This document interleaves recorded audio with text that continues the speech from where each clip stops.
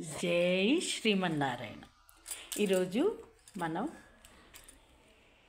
చంద్రుడు చిన్నగా పౌర్ణమి చంద్రుడు, అమావాస్య చంద్రుడు, అమావాస్య తర్వాత రోజు పాడ్యమి చంద్రుడు ఎలా అవుతున్నారు గురించి తెలుసుకుందాం. దక్షిణి యొక్క అల్లుడు చంద్రుడు. దక్షిణికి 27 నక్షత్రాల పేర్లతో ఉన్నటువంటి కూతుళ్ళు ఉన్నారట. అందులో వాళ్ళందరినీ చంద్రుడికి ఇచ్చి పెళ్లి చేశారట దక్షిణి. అయితే తార అనే ఆమెనే చంద్రుడు చాలా బాగా చూసుకుంటున్నారంట. మరి మిగతా భార్యలకు కోపం వస్తుంది కదా.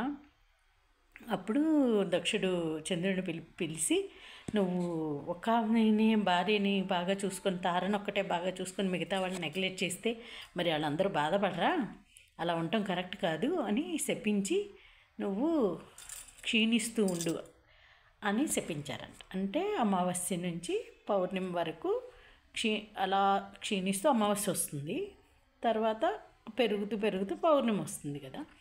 అలా క్షీణిస్తూ ఉంటే అప్పుడు చంద్రుడు శివునితో తపస్సు చేసి శివుని అనుగ్రహం పొంది శివుడు వరం ఇచ్చారంట. నువ్వు అమావాస్య నుంచి మళ్ళీ పెరుగుతూ ఉంటే పూర్ణచంద్రుడు అయ్యే వరకు పౌర్ణమి వస్తుంది అని శివుడు ఇచ్చిన వరంతో పెరిగాడు.